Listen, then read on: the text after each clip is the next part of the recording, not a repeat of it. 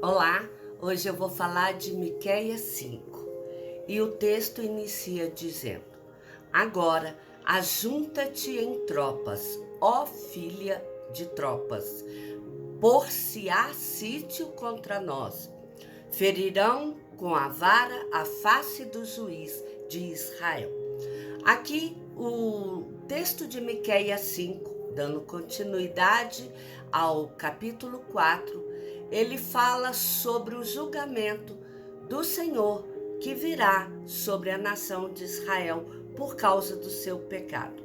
E vai ser um julgamento que virá através de um exílio a ser cumprido na Babilônia. Contudo, o capítulo 5, ele inicia mostrando o chamado do Senhor por meio do profeta Miqueias para que os israelitas se ajuntem em Sião, na cidade de Jerusalém, para se protegerem na cidade. Porque haverá um sitiamento em volta dela. Ela será cercada e depois ela será invadida por soldados de outras nações que virão sobre eles. E possivelmente os soldados que virão para levar os habitantes de Judá ao exílio lá na Babilônia, pois este seria o exército que não levaria apenas o povo cativo para suas terras, mas também trazeria humilhação ao governante do povo de Israel, no povo ali da cidade de Jerusalém.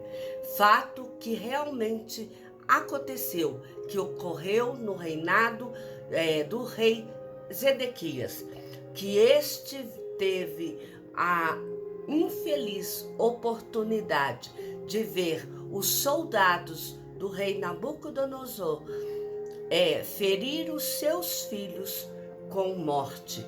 E esta, por terrível que fosse, foi a última imagem que ele pôde guardar em sua memória, porque após os seus filhos serem mortos e ele presenciar, o próprio rei Zedequias teve os seus olhos perfurados, vazados pelo rei Nabucodonosor.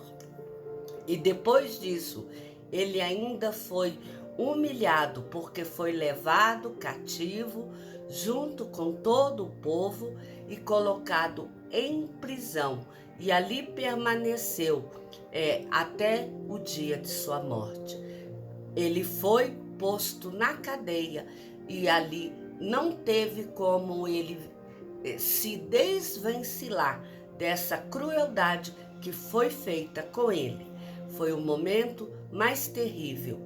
Isso foi feito ao líder de Jerusalém, aquele que governava o povo de Israel, que morava ali no Monte de Sião nos dias do rei Zedequias. E o texto continua dizendo: E tu, Belém Efratá, pequena demais para figurar como grupo de milhares de Judá, de ti me sairá o que há de reinar em Israel, e cujas origens são desde os tempos antigos, desde os dias da eternidade. Portanto, o Senhor os entregará até ao tempo em que aqui está em dores tiver dado à luz. Então o restante de seus irmãos voltará aos filhos de Israel.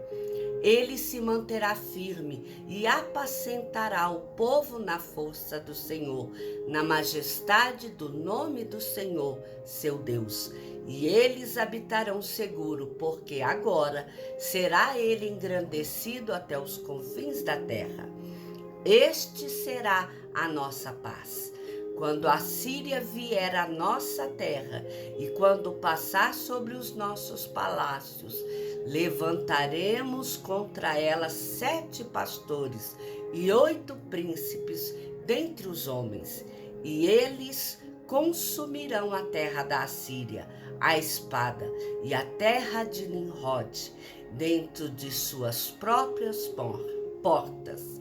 Assim nos livrará da Assíria, quando esta vier à nossa terra e pisar os nossos limites.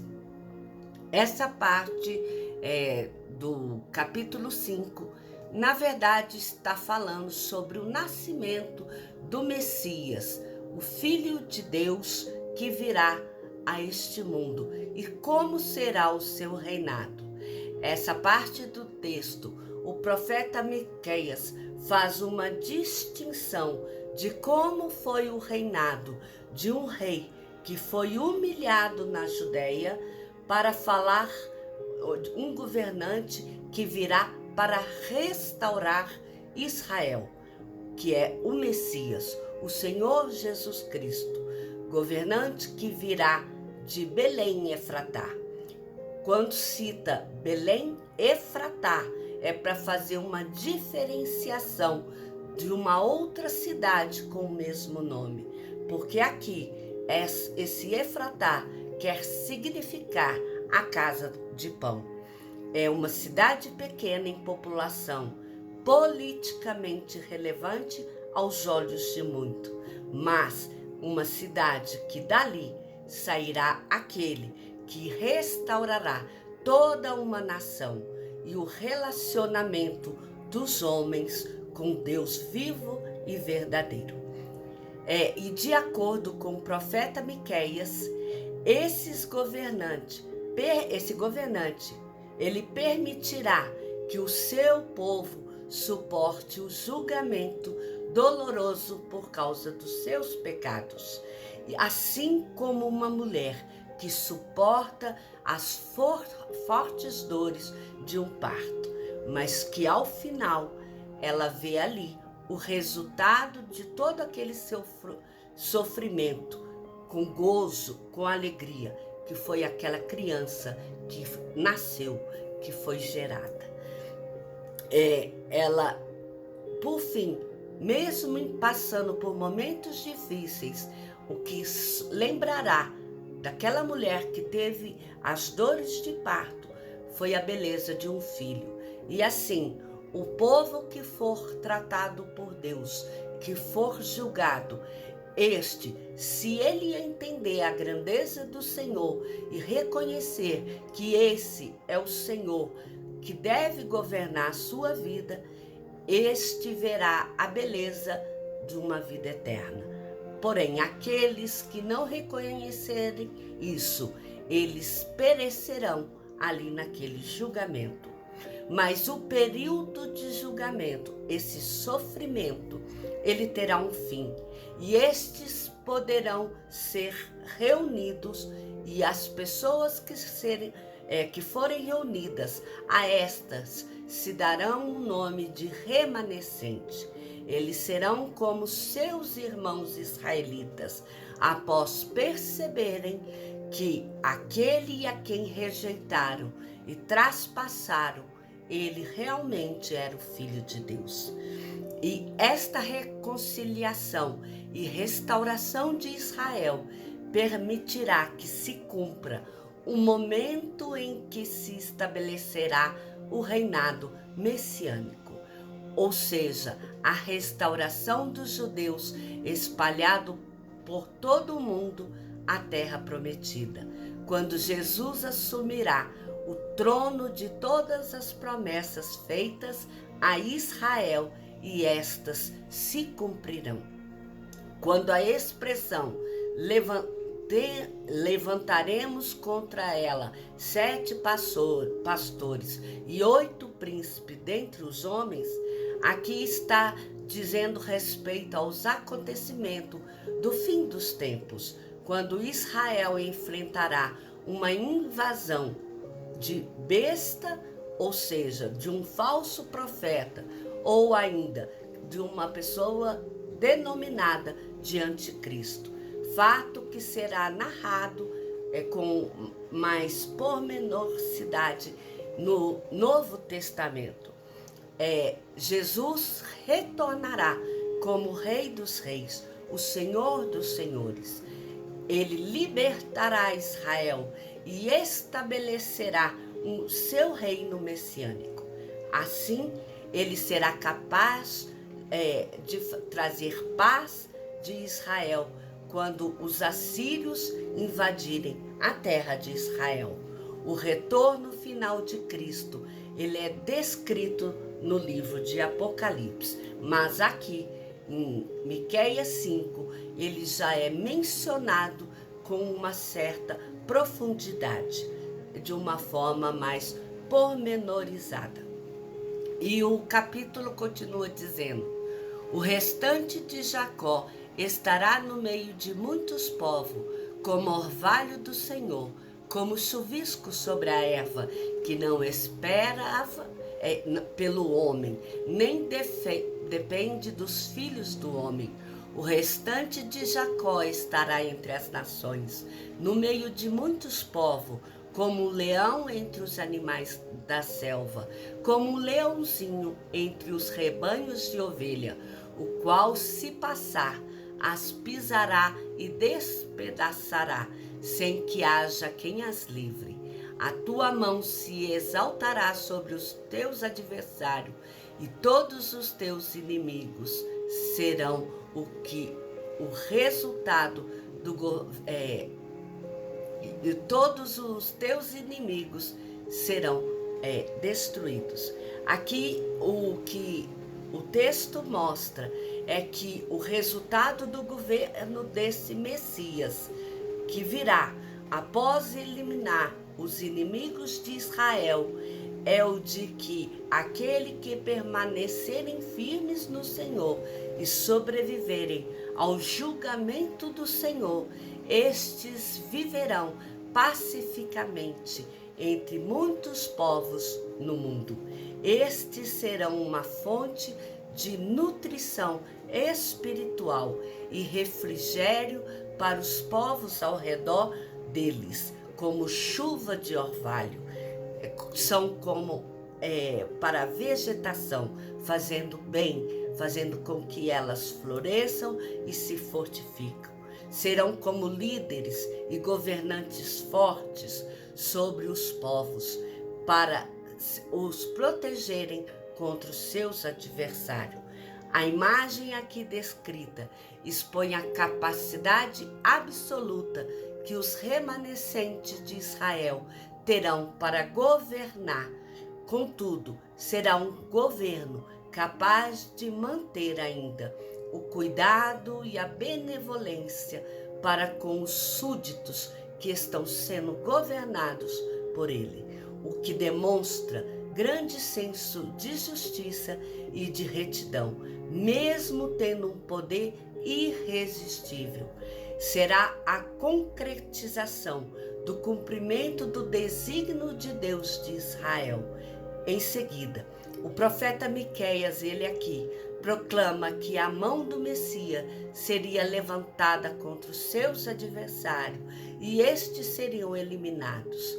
Bem, embora esta mensagem tenha mostrado um efeito de médio prazo, ou seja, uma promessa de vitória final frente a uma iminente invasão e ao exílio da Babilônia, ele tem o cumprimento total desta profecia, que é quando se dará a restauração de Israel, numa visão que será apenas a longo prazo.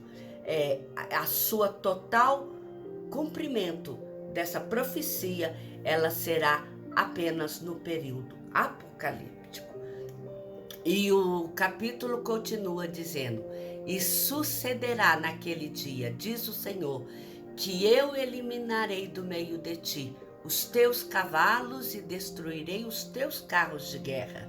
Destruirei as cidades da tua terra e deitarei abaixo todas as tuas fortalezas. Eliminarei as feitiçarias das tuas mãos e não terás adivinhadores. No meio de ti eliminarei as tuas imagens de escultura e as tuas colunas, e tu já não te inclinarás diante das obras das tuas mãos. Eliminarei do meio de ti os teus postes ídolos e destruirei as tuas cidades. Com a ira e furor tomarei vingança sobre as nações que não me obedeceram.